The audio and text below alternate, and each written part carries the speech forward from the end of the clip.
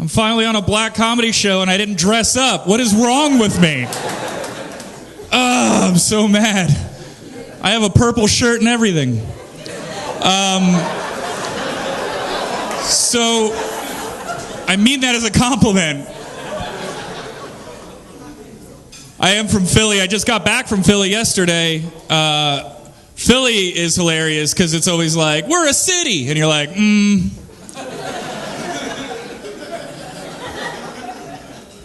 I always take the Chinatown bus. I don't know if you guys know about the Chinatown bus, but it's the safest way to travel. By the way, Chinatown, when I first moved to New York, I hated Chinatown. I couldn't stand it because, first of all, it always smells like, what's the word I'm looking for? Chinatown, all the time. And no matter what season it is, it's 95 degrees and humid in Chinatown. I don't know how they do it, but it's disgusting there all year round.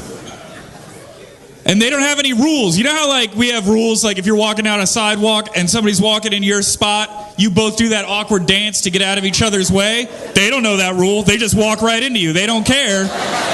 Because where they're from, it's so crowded, they just walk into each other all the time. And only in America are we like, oh, other people are gross. So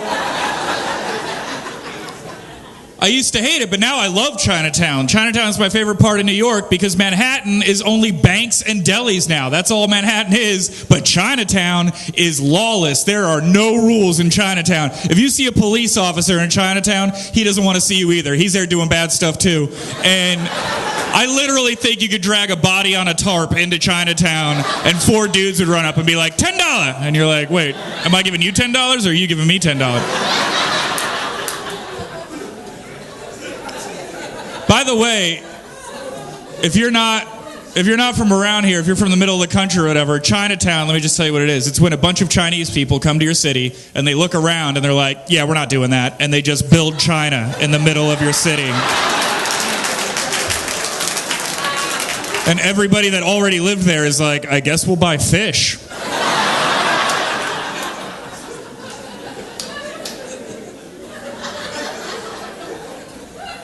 There's no rules on the bus. You're not on American soil inside that bus. You're on Chinese soil inside that bus.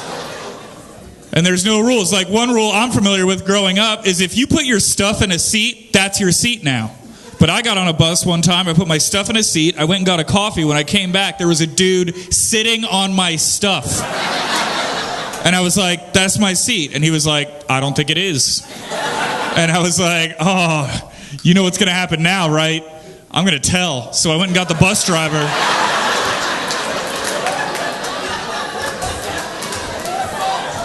That's how we do.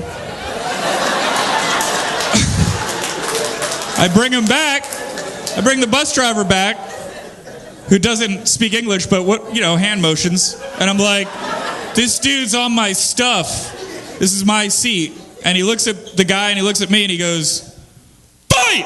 And I was like, what? All of a sudden, all these old Chinese dudes are throwing money around and yelling in Chinese. I was in an underground martial arts tournament to the death for a window seat.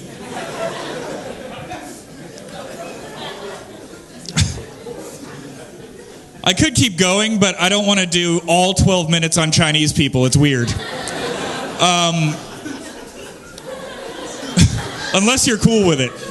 Just kidding. 2 tables of white people is not enough to keep going. I'm not stupid.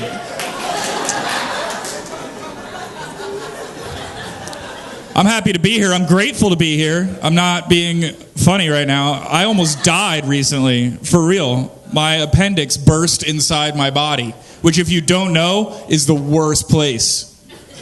And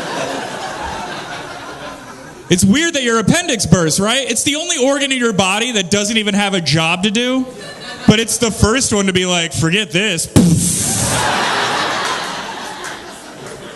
And your other organs are like, seriously? You're the one that had it up to here? I have organs in my body that have had every right to walk off the job years ago due to unfair working conditions. My liver has been pumping poison out of my body for years with a smile on its face like a migrant worker just happy to have a job in America.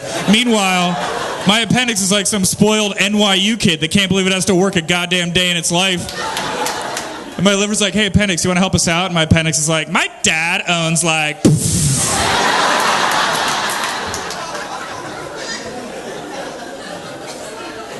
My appendix definitely wears Uggs.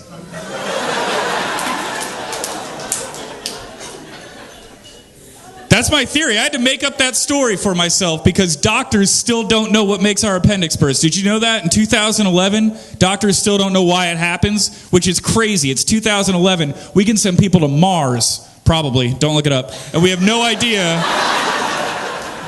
why our appendix burst. I came out of surgery. I was like, doctor, why did my appendix burst? And he was like, I don't know, but it sucked, right? And I was like, I don't think you're a doctor. They don't let you leave right after surgery. Did you know that? I was in the hospital for 7 days, so I was tired of it. And I was like, doctor, I really want to go home. And he was like, you can't leave until you have a bowel movement. And I was like, this is the weirdest standoff I've ever had in any relationship. Did you know that? They won't let you leave the hospital until you do that? How do they get women to leave the hospital ever?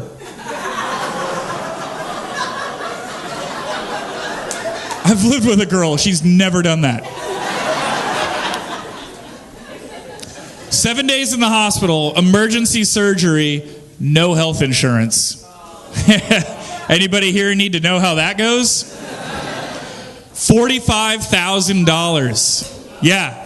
And I found out because I went home and then I got a bill in the mail for $45,000 in the mail with the other mail.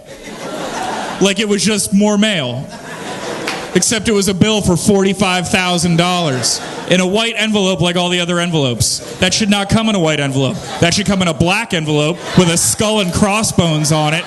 And when you open it, a picture of your hopes and dreams falls out and bursts into flames because now you owe the hospital $45,000. My friends had all kinds of great financial advice. They were like, don't pay it.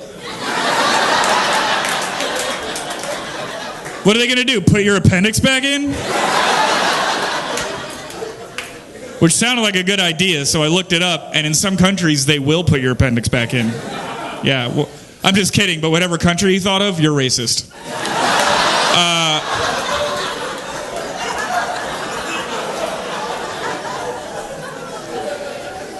But I couldn't go through with it. I got to pay them back because they saved my life. I was going to die and they saved my life. So I got to do it. I'm paying them back $20 a month.